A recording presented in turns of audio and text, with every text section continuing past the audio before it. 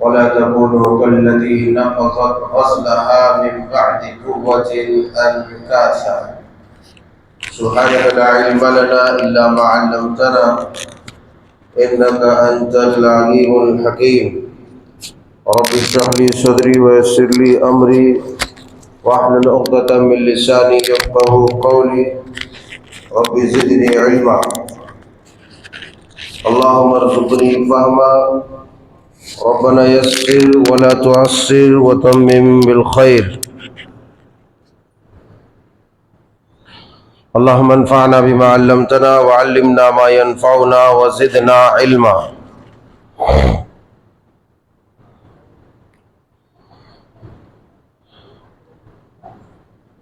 اللہ وحدہ لا شریک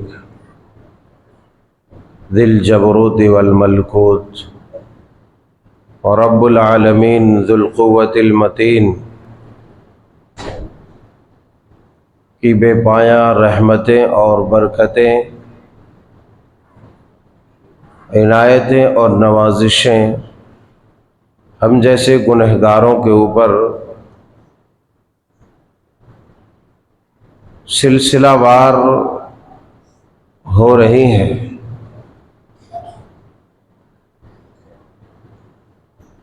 اور وہ اپنی رحمت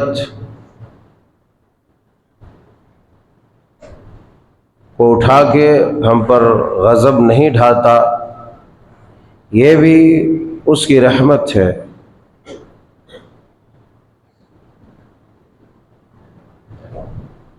رمضان المبارک کا مقدس مہینہ بڑی سرعت کے ساتھ ہم سے جدا ہو چکا،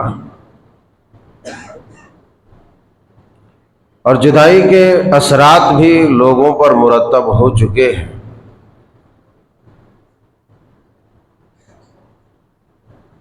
مسجدیں شکایت درج کر رہی تھی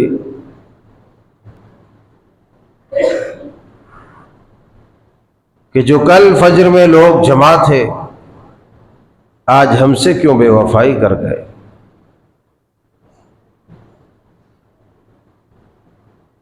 کل تو بڑی وفا کی قسمیں کھا رہے تھے، آج وہ ایفائے عہد کے متوالے کہاں گئے؟ تو مسجد کو جواب مل گیا کہ ماہ رمضان المبارک نے اپنی راہ لے لی ہے اور شیطان برسر پیکار ہے.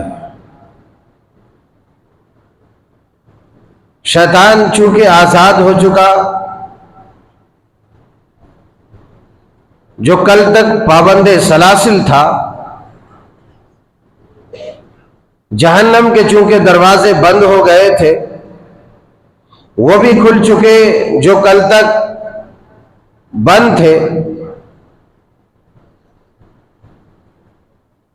اس لحاظ سے شیطان اور شیطان کے کارندے اپنی محنت اور لگن کے ساتھ مسافران جنت کو اپنی طرف کھینچنے اور جہنم میں داخل کرنے کی مسلسل کوشش میں ہے. مسجد کو جواب مل چکا کہ یہ لوگ وفادار نہیں تھے جو وفا کی قسمیں کھاتے تھے. یہ لوگ وفادار نہیں تھے جو وفا کی قسمیں کھاتے تھے. اصل وفادار تو وہ تھے جو تجھ سے بارہا ملتے تھے. اصل وفادار تو وہ تھے جو تجھ سے بارہا ملتے تھے. اللہ کے نیک بندو، روزے دارو، نیکوکارو، پیارو، اللہ رب العزت نے ہمیں جو عطا کیا ہے اس عطائے ربانی کی قدر کرتے ہوئے اس کی حفاظت و صیانت کا ہمیں بندوبست کرنا چاہیے.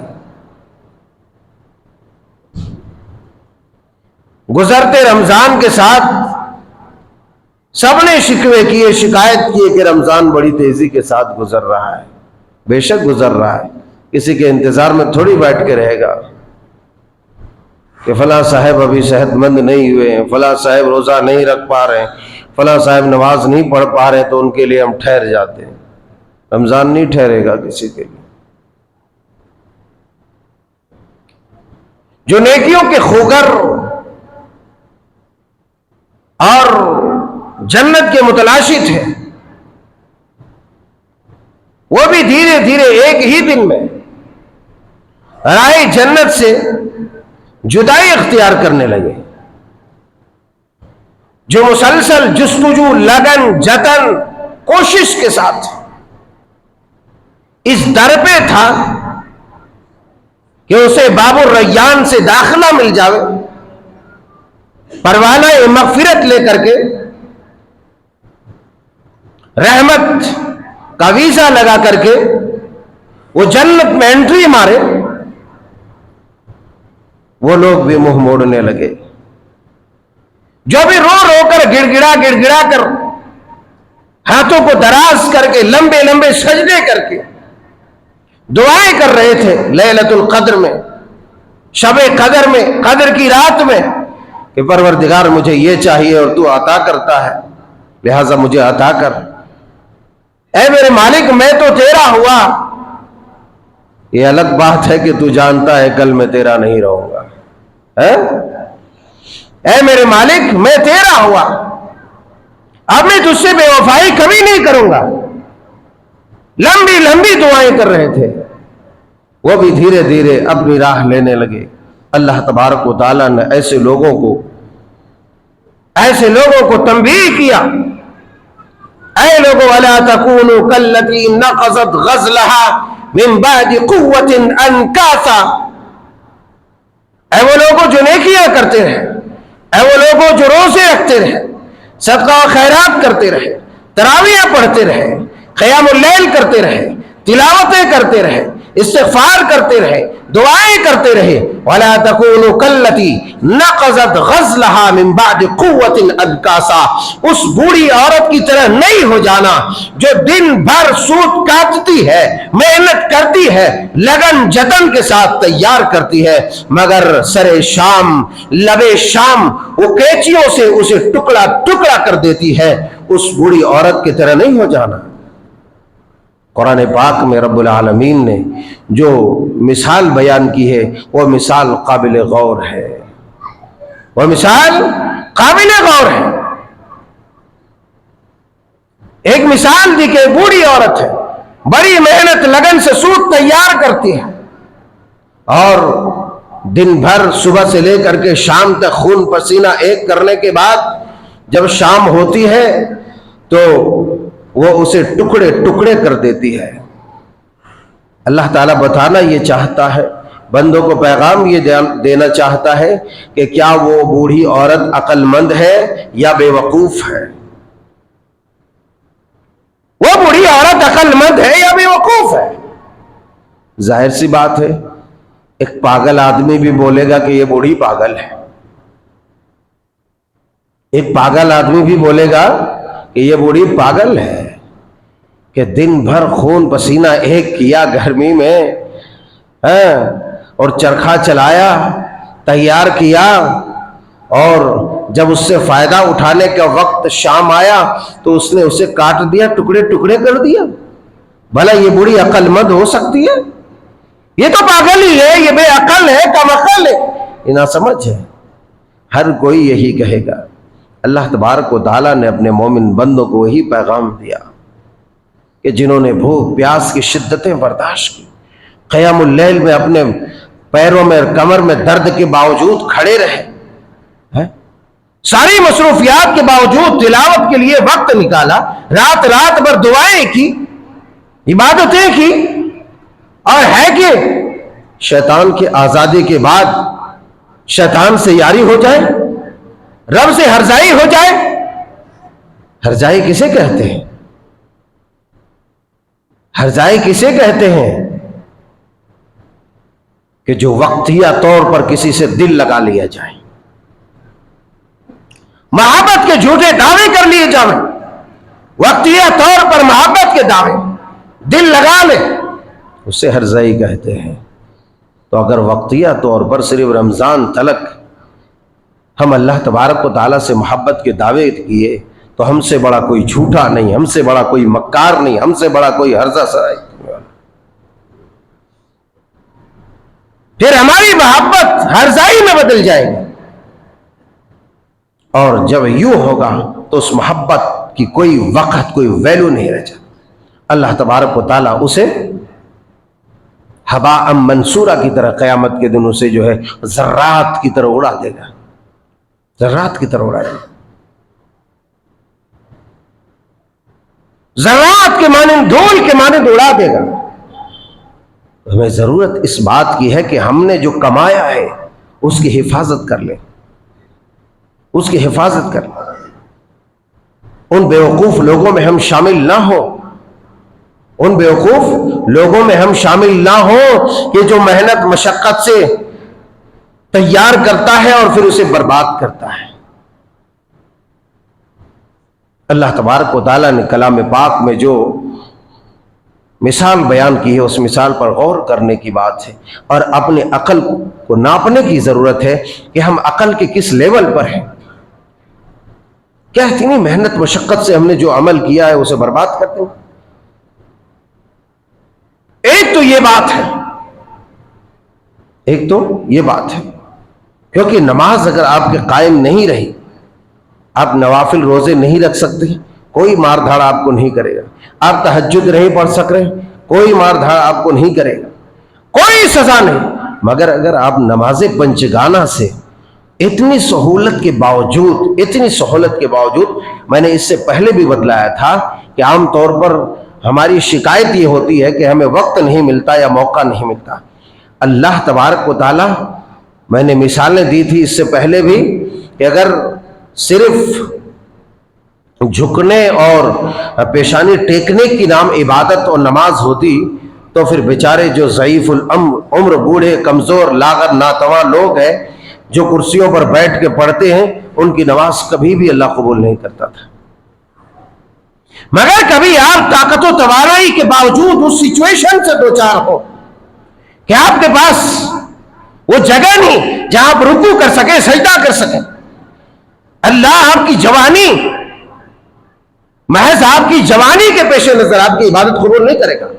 عبادت نیت صادقہ اور خلوص کے جذبے سے سرشار جو سینہ ہوگا، اور اس سینے کے ساتھ اللہ تبارک و تعالیٰ کے حضور وہ اپنے آپ کو پیش کرے گا۔ اب اس میں رکوع ہو چاہے نہیں ہو، سجدہ ہو چاہے نہیں ہو، سجدہ ہو چاہے نہیں، قیام ہو چاہے نہیں ہو، اللہ تبارک و تعالیٰ اس کی نماز قبول کرے گا۔ یہاں تک کہ میں کہا کرتا ہوں کہ آیت کریمہ کے پیش نظر فَأَيْنَمَا تُوَلُّوا فَثَمَّ وَجْهُ اللَّهِ وَلِلَّهِ الْمَشْرِقُ وَالْمَغْرِبُ فَأَيْنَمَا تُوَلُّوا فَثَمَّ وَجْهُ اللَّهِ، کہ مشرق و مغرب سب اللہ کے ہیں، تم جدھر بھی چاہے منہ جدھر کر کے نماز پڑھو گے، اللہ جدھر حکم دے وہ سب کے سب اللہ ہی کے ہیں۔ لہٰذا معلوم یہ ہوتا ہے کہ ہماری نمازیں کبھی کبھی نہ قبلے کی محتاج ہوتی ہے، نہ کبھی کبھی وضو کی محتاج ہوتی ہے۔ مگر بے وضو نماز نہیں پڑھنا ہے، آپ کو کہیں کچھ نہیں مل رہا ہے، کچھ بھی نہیں مل رہا، ایسے دیوار ہے چونے کی، بسم اللہ کہہ کے ہاتھ ماریے، پھونکیے، چہرے پر ہاتھ ملیے، ہتھیلی پہ ہاتھ مل لیے۔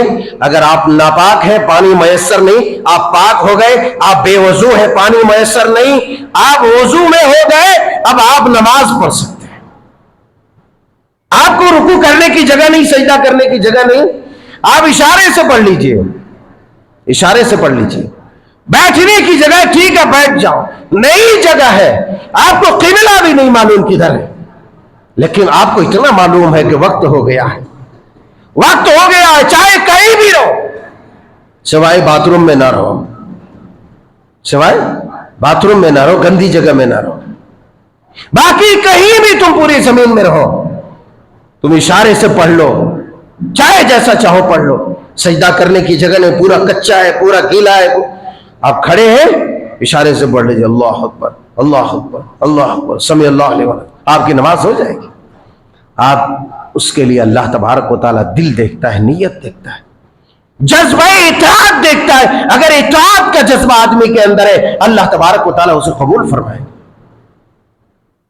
اس لیے اس میں کوئی بہانہ نہیں. اگر آپ حفاظت چاہتے ہیں اپنے روزوں کی، حفاظت چاہتے ہیں اپنے قیام اللیل کی، حفاظت چاہتے ہیں اپنی دیگر نیکیوں کی، تلاوت کی، تو آپ اللہ تبارک و تعالیٰ کی اس عظیم عبادت نماز سے آپ منہ نہ موڑیں.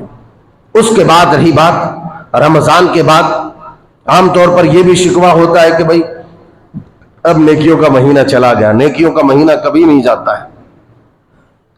دعاؤں کا مہینہ چلا گیا، دعا کا مہینہ کبھی نہیں جاتا ہے. وہ تو ایک خاص تھا جو آیا تھا تمہارے لیے، خاص تھا.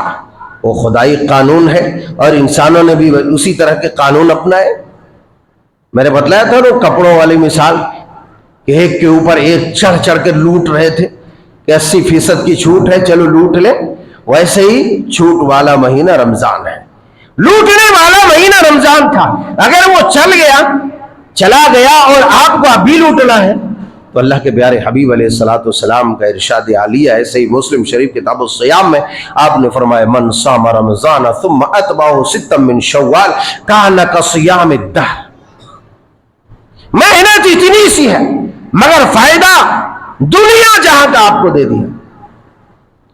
اللہ تبارک و تعالیٰ کے پاک پیغمبر نے بیان فرمایا کہ جس آدمی نے رمضان المبارک کے روزے رکھے اور اس کے ساتھ ساتھ شوال کے 6 روزے رکھے. شوال کے 6 روزے. بعض لوگ کیا کرتے ہیں، اگر کسی کی یہ ورہم پھیلایا ہوا ہے چاروں طرف کہ اگر رمضان کے روزے کسی طرح کسی کے چھوٹ گئے ہیں 1 2 3 4 تو اس کے روزے شوال کے نہیں ہوں گے. یہ بات غلط ہے. ابھی ایک شخص سے بات ہوئی جمعہ سے پہلے، کامل صاحب ہم تو نہیں رکھ سکتے. میں نے کہا کون ہی جہالت بھری بات کہا تم کو. ایسا نہیں ہے. رمضان المبارک کے اگر روزے کسی مجبوری کے تحت چھوٹ چکے ہیں تو وہ پورے سال میں کبھی بھی اس کی ادائیگی ہو سکتی ہے. اگر آپ چاہیں تو شوالی میں پہلے ادا کر لیں، یہ آپ کے لیے اور بہتر ہے. پھر شوال کے 6 روزے رکھیں، یا آپ چاہیں کہ اسے مؤخر کر دیں، بعد میں رکھیں پورے سال میں، لیکن جتنا جلدی ہو سکے اس کی ادائیگی کر لیں. اب شوال کا روزہ خاص ہے، یہ شوال ہی میں آپ رکھیں گے تو آپ کو وہ فضیلت ملے گی. اگر آپ کے روزے چھوٹ گئے ہوں چاہے نہیں چھوٹے ہوں وہ ایک اپنی جگہ پر مسئلہ ہے. مگر فرمایا رمضان کے ساتھ جس نے 6 روزے رکھے اس نے پورا سال روزہ رکھا. کان کصیام الدہر، گویا کہ اس نے پورے سال روزہ رکھا. اور کیا چاہیے، آج 6 دن مشقت کر لیں، 6 دن مشقت کر لیں. اللہ تبارک و تعالیٰ اس روزے کے ساتھ ملا کے آپ کو اتنا بڑا ثواب دے گا جیسا کہ گویا کہ آپ نے پورا سال روزہ رکھا. پورے سال آپ نے روزے رکھے، اتنا بڑا ثواب دے گا. اور کیا چاہیے آپ کو. اس لیے شوال کے روزوں کا بھی اپنی اپنی بساط پر اہتمام کرنا چاہیے. البتہ جن کے روزے چھوٹے ہیں وہ کبھی بھی رکھ سکتے ہیں. شوال کے روزے شوال ہی میں رکھنے ہیں، یہ بہت بڑا موقع ہے. اور بھی کئی مواقع ہیں. آپ تلاوت قرآن کا، اگر وہ قرآن کا مہینہ تھا آپ کثرت سے تلاوت کر رہے تھے، آپ نماز پڑھتے ہیں ہر وقت 5 وقت، اگر 1 2 صفحہ کر کے بھی پڑھ لیے، 1 2 چھوٹی چھوٹی سورہ، تو بھی آپ کے لیے کافی ہو جائے. قرآن کی تلاوت کریں. قرآن کی تلاوت کے بعد آپ جب دعا کریں گے تو اللہ تبارک و تعالیٰ دعا قبول کریں گے. اور مزید اللہ تبارک و تعالیٰ کے پاک پیغمبر نے بیان فرمایا، سیدنا حضرت عبداللہ ابن عمرو ابن عاص رضی اللہ تعالیٰ عنہ بیان فرماتے ہیں، صحیح بخاری شریف کتاب الصوم، صحیح مسلم شریف کتاب الصیام کی حدیث پاک ہے. آپ علیہ الصلوۃ والسلام نے ارشاد فرمایا، ایک بہت بڑا ایک اور جو ہے مزدہ سنایا، بہت بڑا مزدہ سنایا. صوم 3 ایام من کل شہر صوم الدہر کلہ. یہ صحیح بخاری شریف صحیح مسلم شریف کی حدیث ہے. عبداللہ ابن عمرو ابن عاص رضی اللہ تعالیٰ عنہ بیان فرماتے کہ رسول اللہ صلی اللہ علیہ وسلم نے ارشاد فرمایا، آپ بیان فرماتے کہ ہر مہینے 3 روزے، ہر مہینے 3 روزے جو آدمی رکھتا ہے وہ یا کہ اس نے پورے سال روزہ رکھا. ایک تو ادھر شوال کے 6 روزے رکھے تو آپ کو پورے سال روزے رکھنے کا ثواب مل گیا، رمضان کے ساتھ ملا کے رکھے.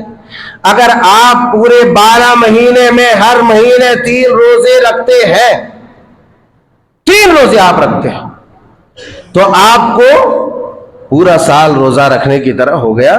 یعنی مطلب یہ ہوا کہ آپ 3 روزے رکھیں گے. مہینے میں کتنے دن ہوتے ہیں؟ 30 دن، 29 دن ہے. تو گویا کہ ایک روزہ 10 دن کو کفایت کرے گا، اور ایک روزہ 10 دن کو، ایک روزہ 10 دن کو. اس طریقے سے آپ مہینے میں 3 روزے رکھتے ہیں تو مسلسل آپ کو پورا مہینہ روزہ رکھنے کا ثواب ملے گا. اس طرح اللہ تبارک و تعالیٰ آپ کو پورے سال روزے رکھنے کا ثواب دے گا. آپ کو اور کیا چاہیے؟ رمضان چلا گیا، رمضان میں آپ پورے سال روزے رکھیں، پورے مہینے روزے رکھیں. آپ پورے مہینے روزے مت رکھیے بھائی، آپ صرف 3 روزے رکھیں. ایام 20 کے روزے رکھیں. ایام 20 کے، ایام 20 کیا ہے؟ یہ 3 روزے ہیں، 12 13 14. یہ چاند کی تاریخ سے، قمری تاریخ 12 13 14 یا 13 14 15. لوگ طرح طرح کے نسخے جات ڈھونڈتے ہیں سوستھ رہنے کے لیے. آپ کو اپنا ویٹ لاس کرنا ہے، سوستھ رہنا ہے، آپ ان تاریخوں میں روزہ رکھیں. پہلے تو روزے کی نیت اس لیے کریں کہ اللہ تبارک و تعالیٰ نے روزے کی جو فضیلت رکھی ہے وہ ہمیں میسر ہو جائے. اس کے ساتھ ساتھ روزے کے جو ظاہری اور باطنی فوائد ہیں اللہ تبارک و تعالیٰ وہ فائدہ آپ کو عطا کرے. ان ایام 20 کے جب روزے رکھیں گے، یہ صحت کا ایک بہت بڑا راز ہے. ایام 20 کے روزے صحت کا یہ راز ہے. اگر طبی اعتبار سے، میڈیکل اعتبار سے بھی دیکھیں گے تو آپ کو میڈیکل دنیا یہ بتائے گی کہ ان ایام میں آدمی کے باڈی کے اندر کچھ مخصوص حرکات ہوتے ہیں، خون کی گردشوں میں تبادلہ ہوتا ہے، تلاطم آتا ہے. تو اس طریقے سے کئی چینجز ہوتے ہیں. اب ایسا جب ہوتا ہے اور ان حالات میں روزہ آدمی رکھے گا تو اس کے جو ہے ظاہری فائدے بھی ہوں گے، صحت بھی بحال ہوگی. بہرحال یہ تو ایک عارضی اور ظاہری چیز ہے، مگر اصل جو چیز ہے وہ ہمیں وہ چیز ملے گی جس کے بارے میں اللہ کے پیارے حبیب علیہ الصلوۃ والسلام نے ارشاد فرمایا کہ 40 سال کا فاصلہ جو ایک روزہ اللہ کی راہ میں رکھتا ہے تو 40 سال کا فاصلہ اس کے اور جہنم کے درمیان ہو جاتا ہے. آپ کے لیے اور مواقع ہیں، اگر آپ کے اندر اور طاقت ہے اور وسعت ہے، آپ ہفتے میں مزید 2 روزے رکھیں. روزہ کہیں نہیں گیا ہے، اس لیے شکایت کریں. اور بعض لوگ جو ہے اپنے اپنے اشعار میں رو رو کے بتا رہے ہیں دنیا کو بٹھا کے کہ رمضان رخصت ہو رہا ہے، ہم رو رہے ہیں. تو بے وقوف ہے، تو بے وقوف ہے. اس لیے رو رہے بھائی.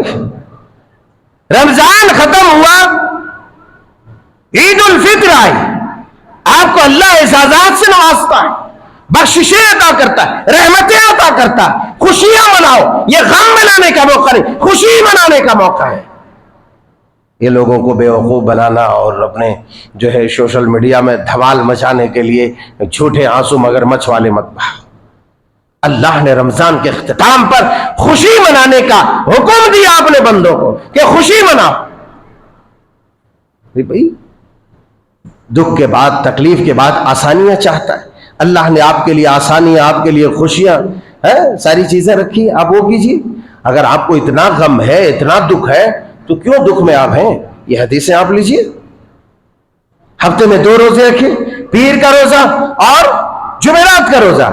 عام طور پر پیر اور جمعرات کو لوگ مزاروں پہ جاتے ہیں حاضری لگانے، درگاہوں پہ جاتے ہیں حاضری لگانے. یہ تمام کے تمام جو حال ہیں، یہ کیا ہے؟ یہ جو حال ہیں یہ مشرکینوں کی جماعت میں سے ہیں. اللہ کے پیارے حبیب علیہ الصلوۃ والسلام فرماتے ہیں تعرض الاعمال یوم الاثنین و یوم الخمیس، کہ جمعرات اور پیر کو اللہ تبارک و تعالیٰ کی بارگاہ میں لوگوں کے اعمال پیش کیے جاتے ہیں. تو فَأُحِبُّ، میں پسند کرتا ہوں، میں چاہتا یہ ہوں کہ جب میرے اعمال پیش کیے جائے بارگاہ رب العزت میں تو میں روزے کی حالت میں ہوں. جب میرے اعمال کا چیک اپ ہوگا، اعمال کا جب اسکین ہوگا تو وہاں روزہ آئے کہ میرا بندہ دیکھو آج روزے سے ہے. یہ تو ہوشیاری نہ ہے, یہ ہوشیاری ہے بھائی.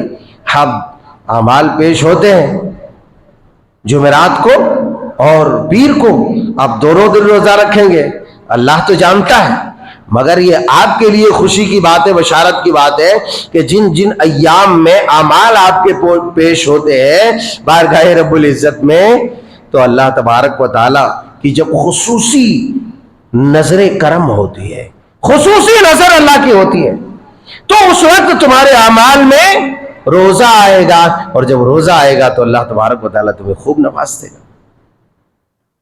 اگر ان دنوں ان ایام میں آپ گناہوں میں مبتلا رہے, جیسا کہ لوگ شرک کے اڈوں پہ جاتے ہیں, فحشکاری کے اڈوں پہ جاتے ہیں اور طرح طرح کے گناہوں میں مبتلا ہوتے ہیں, تو ان دنوں آپ کے جب اعمال پیش ہوں گے تو آپ کے عمل میں تو پورا دکھا جائے گا, یہ دیکھو شرک کرنے کے لیے یہاں آیا, یہ بے حیائی کرنے کے لیے یہاں آیا, یا یاری کرنے کے لیے آیا, یہ لوگوں کو دھوکہ دینے کے لیے آیا, یہ بدمعاشی کرنے کے لیے آیا, اور یہ سب کے سب اس کے ریکارڈ میں لکھا جائے گا. تو خلاصہ کلام یہ ہے, کہنے کا مطلب یہ ہے کہ نیکی کا ایک خاص مہینہ رمضان تھا, خاص مہینہ رمضان تھا, وہ چلا گیا مگر نیکی کا کوئی دروازہ بند نہیں ہوا. رمضان میں روزے کی حالت میں دعائیں قبول ہوتی ہے, تلاوت کے بعد دعائیں قبول ہوتی تھی, آج بھی ہوتی ہے. آج بھی آپ روزہ رکھیے, دعا کیجیے, آج بھی آپ افطار کیجیے, افطار سے پہلے دعا کیجیے, روزے کی حالت میں دعا کیجیے, تلاوت کے بعد دعا کیجیے, اذان اور اقامت کے درمیان دعا کیجیے, راتوں کو اٹھ کے دعا کیجیے, آپ کی دعائیں قبول ہوگی. کوئی دروازہ دعا کی قبولیت کا بند نہیں ہوا, توبہ کی قبولیت کا بند نہیں ہوا. اگر کفار و مشرکین اور شیاطین کے لیے جہنم کے دروازے کھلے ہوئے ہیں تو آپ کے لیے جنت کے دروازے کھلے ہوئے, آپ جنت کے دروازے میں جائیے, جہنم کے دروازے کی طرف قدم مت بڑھائیے. اگر آپ نے جنت کے دروازے سے انحراف کیا اور جہنم کی طرف گیا, جہنم کے دروازے کی طرف, نمازوں کی راہ چھوڑی, مسجدوں کی راہ چھوڑی اور گناہوں کی راہ کی طرف گئے, مسجدوں کی راہ سے بدل لیے اور دوسری راہ میں چلے گئے, تو یقیناً آپ دوسری راہ میں جہنم میں جا کر کے گریں گے. اور مسجد کی راہ میں جب آئیں گے, نیکی کی راہ میں, تلاوت کی راہ میں, روزے کی راہ میں, صدقہ خیرات نماز کی راہ میں, آپ کے لیے جنت کا دروازہ ہمیشہ ہمیشہ کھلا ہوا ہے. یہ خاص موقع تھا جب کھلا تھا اور پوری طرح بند تھا. اب جنت کا دروازہ کھلا ہے اور جہنم کا بھی کھلا ہے. اب آپ جو چاہے جنت میں جائے, جو چاہے جہنم میں جائے, وہ آپ کی مرضی ہے. انا ہدینا السبیل اما شاکرا و اما کفورا, اللہ تعالیٰ نے بتا دیا کہ جنت والا راستہ ہے, جہنم والا راستہ ہے, جدھر تم جاؤ کودو بھائی, تم جانو, تمہارا کام جانے, جیسے عمل لے کر کے آؤ گے. اس لیے اپنے آپ کو بدلنا نہیں ہے. اگر وفا کی بڑی قسمیں کھائی ہیں تو وفا نبھاؤ, وفا نبھاؤ, وفا نبھاؤ. ایسا مت کرو آج فجر ہی میں وفاداری دکھ گئی, مسجد پکار پکار کر, مطلب وہ پکار کوئی سن نہیں سکتا ہے, آنکھ والا دیکھ سکتا ہے, آنکھ والا دیکھ سکتا ہے. بھائی میٹھا کھا کے سوتے رہو, خوب سوتے رہو, 4 دن سو, مگر نماز نہ چھوڑو. نماز چھوڑ کے سو گے, ملک الموت آ کے دھکے مکے دے کے لے گیا تو پھر کیا بولو گے کہ بدعہدی کرتے ہوئے, منافقت کرتے ہوئے, رمضان میں بڑی وفا کی قسمیں کھایا اور ابھی منافقت کر رہا ہے, بے وفائی کر رہا ہے, اور اسی حالت میں ہم اس کو لے کے آئے, اللہ یہ دیکھ بولا جہنم میں پھینک اس کو.